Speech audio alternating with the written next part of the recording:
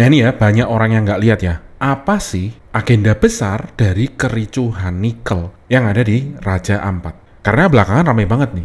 Antara demo warga yang mencintai lingkungan, yang ingin Raja Ampat ini tetap jadi tempat wisata, konservasi laut, dan orang-orang asli di Raja Ampat sana, yang jumlahnya ini nggak sedikit ya, ada 72.000 manusia yang hidup dan menggantungkan hidupnya dari tambang nikel yang ada agar mereka ini bisa makan, bisa hidup, bisa punya listrik. Datang dari Bupati Raja Ampat, Orideko Iriana Murdam, yang justru menyatakan bahwa masyarakat Pulau Gak menolak ditutupnya tambang nikel PT Gak Nikel. Nah, Bupati ini mengaku telah mendengar langsung aspirasi dari warga yang menganggap bahwa tambang tersebut ternyata merupakan jantung perekonomian lokal. Orideko ini menyatakan bahwa kunjungannya ke lapangan bersama Menteri SDM serta Gubernur Papua Barat Daya ternyata nggak menemukan jejak pencemaran lingkungan. Justru sebaliknya, dia mendapati bahwa warga berharap usaha tambang tetap terus berjalan karena alasan itu menjadi tumpuan mata pencarian mereka. Nah, menurut Orideko ini, seperti dilansir dari Kompas.com, masyarakat Pulau Gak menegaskan bahwa kegiatan pertambangan oleh PT Gak Nikel ini tidak mengubah kondisi air laut. Mereka menyatakan bahwa kondisi air laut ini tetap jernih dan aman untuk kehidupan laut. Bahkan nelayan setempat menyebut bahwa kualitas tangkapan ikan tidak menurun dan konsumsi ikan lokal juga terbatas dari kontaminasi berbahaya. Nah, nikel yang ada di Raja Ampat yang ditambang oleh PT Gak kan saat ini jadi sasaran amarah seluruh orang Indonesia ya. Padahal PT Gak ini dimiliki ya 100% oleh BUMN kita sendiri atau Badan Umum Milik Negara, yaitu PT Antam. So ya ini jelas banget ya, yang punya ini negara, yang nambang ini juga negara, yang bikin aturannya negara, dan yang ngeluarin izin buat nambang di sana ini juga negara.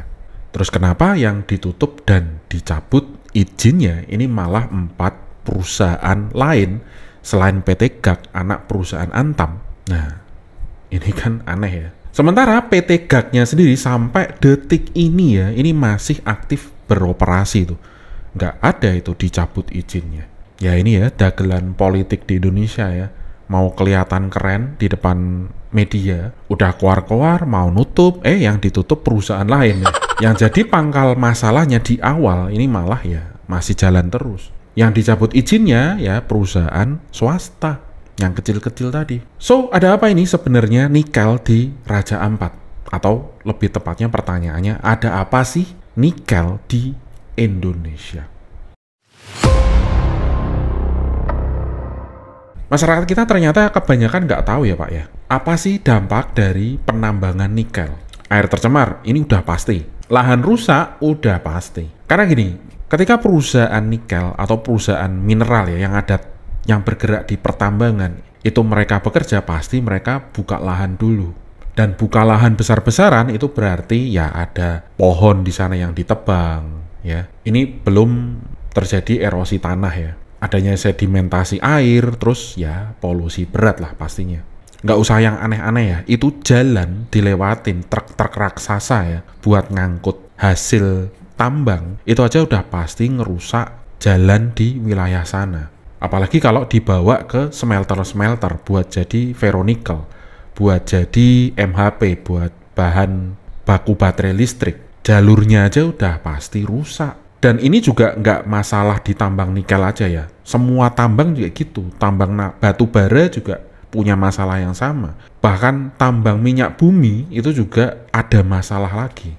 Dan ini masalahnya di mana? Ya masalahnya karena teknologi yang dimiliki Indonesia ini belum secanggih teknologi tambang yang dimiliki Eropa, yang dimiliki Amerika Serikat. Padahal faktanya kalau kita ngelihat dari berita aja, kalau bandingin kegiatan pertambangan di Finlandia, itu mereka juga punya masalah di pencemaran berat ya. Padahal ya mereka udah pakai teknologi canggih. Di Kanada juga sama ya, mereka masih kena kasus polusi sulfur dioksida.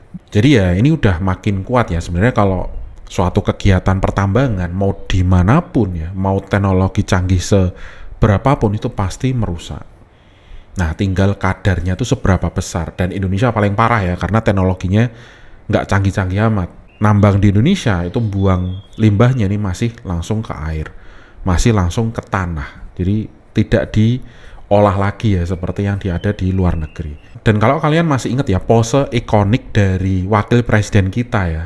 Nah ini kan lagi ngomongin apa sih di debat itu? Nah kan ternyata wakil presiden kita pada waktu itu kan lagi ngomongin tentang green economic. Di mana sebuah negara itu mendapatkan hasil dari ekonomi ini dari tambang-tambang yang pakai asas green economic tadi. Jadi kalau mau nambang ini harus minim polusi, harus cara paling aman, teknologinya tuh harus canggih. Nah ini yang nggak dipunyai oleh Indonesia. Itulah kenapa alasannya Eropa itu nggak mau beli nikelnya Indonesia.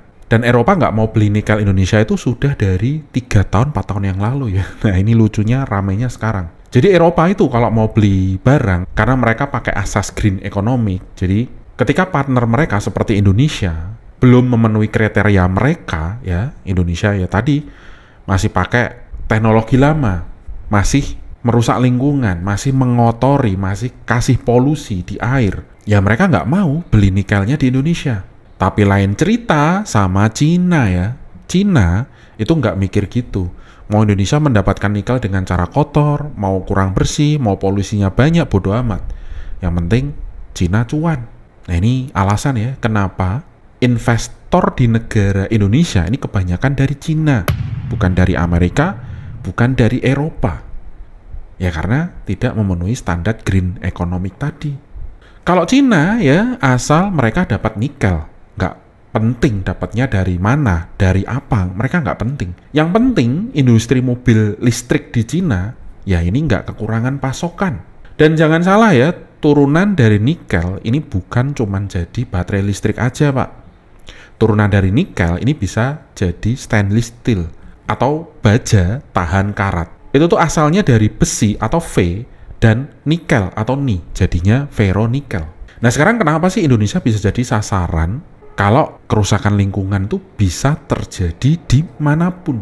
Simpelnya ya, karena nikel Indonesia ini dieksploitasi secara besar-besaran ya. Baik oleh BUMN, baik oleh swasta, dan ini belum yang ilegal ya.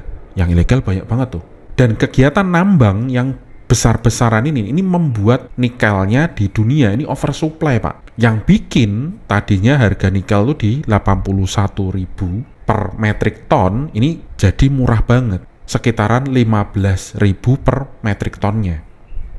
Coba bayangin tuh penurunannya seberapa banyak tuh. Ini artinya ya Cina bisa dapat nikel kita ini dengan harga yang sangat-sangat murah sekali. Apalagi akses nikel Indonesia oleh Cina ini gampang banget ya. Ya ini jelas bikin Eropa gigit jari, Amerika Serikat gigit jari. Lawang terbukti ya, saham Tesla aja bisa terjun payung tuh. Karena nggak bisa tanding dengan mobil-mobil listrik buatan Cina seperti BYD. Yang harganya itu cuman seperempatnya Tesla, Pak. Jangan salah loh ya, lini produk BYD itu memang kebanyakan yang baterai listriknya itu terbuat dari LFP atau dari besi. Tapi ada loh ya beberapa produknya BYD ini tetap pakai nikel. Karena nggak bisa dibantah. Kalau mau mobilnya itu kenceng, mau mobilnya tuh listriknya tahan lama, ya harus pakai nikel, nggak bisa pakai besi. LFP itu ya buat cuman ngejar murah aja. Tapi performa aslinya ini kalah jauh ya sama nikel ya. Karena mobil listrik yang pakai baterai LFP itu pasti lebih boros. Tenaganya itu pasti lebih lemot. Terus ngecasnya ini juga lama ya. Dan sekali lagi ya, baterai mobil listrik itu bukan tujuan utama dari nikel. Nikel itu paling cuma nyumbang ya 15-20% lah ya dari kegiatan industri baterai listrik. Sisanya ya kegunaan terbesar dari nikel itu ya buat bikin stainless steel atau baja anti karat. Nah, baja anti karat itu bisa jadi apa? Ya banyak banget, bisa jadi komponen mobil, bisa jadi daleman mobil, bahan bodi kapal biar nggak karatan ya, terus bahan buat kereta cepat, alat bedah kedokteran, jarum suntik, meja operasi, tangki minyak, pembangkit listrik, yaitu semuanya pakai stainless steel.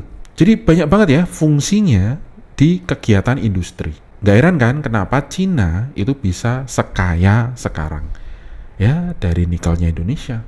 Itulah kenapa ya bener banget hilirisasi ini wajib dan harus dilakukan.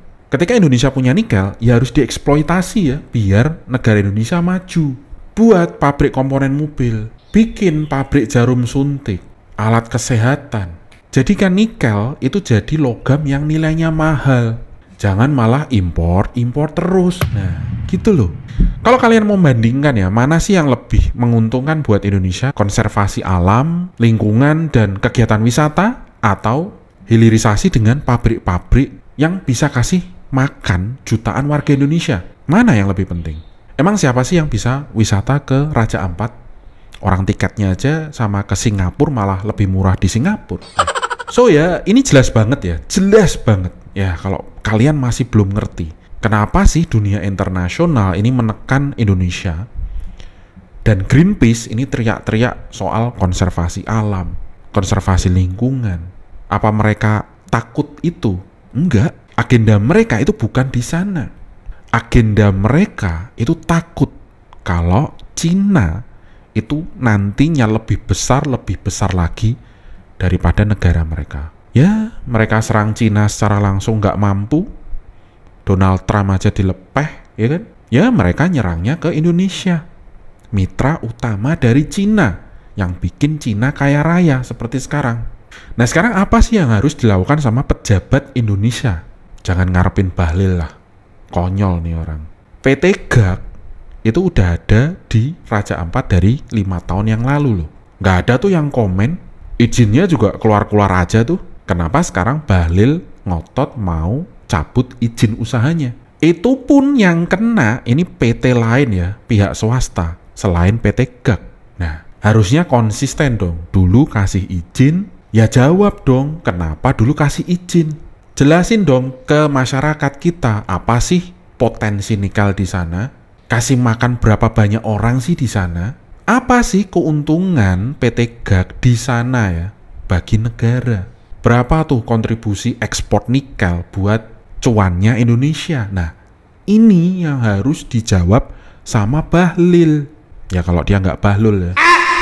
Bukan malah cari-cari menekan para pengusaha. Dimana kalau ditutupnya 4 tambang yang ada di Raja Ampat sekarang, itu udah pasti bakal ada ratusan ribu orang yang kena PHK. Dan ini bikin pengusaha lain ini takut ya masuk ke Indonesia. Karena ya seperti pepatah Jawa ya, saiki tempe sesok dele. Nggak bisa itu dipegang omongannya. Dan orang paling bahaya, dan kalau kamu mau kerja sama orang yang paling bahaya, ya, yang red flag, yang harus tidak jadi mitramu, itu orang yang nggak bisa dipegang omongannya. Harusnya yang dilakukan oleh Bahlil sebagai Menteri ESDM, ya gimana caranya agar investor ini masuk, terus mau bikin pabrik hilirisasi, biar warga kita ini dapat kerjaan. Indonesia terus punya teknologi buat bikin green economic. Nah, karena ujungnya ya agar bikin Indonesia ini bisa sekaya Cina. Kita aja loh yang miskin, ini kalau ngelihat orang kaya, kita pasti pingin kok ikutan kaya. Gimana sih caranya jadi kaya? Bisa nggak ya minta bantuan sama orang kaya tersebut biar kita bisa ikut kaya? Tips-tipsnya apa? Ya kan gitu. Bukan malah menghambat. Ya kita dapat apa menghambat kayak gitu? Tetap miskin iya, nggak ada gunanya Pak.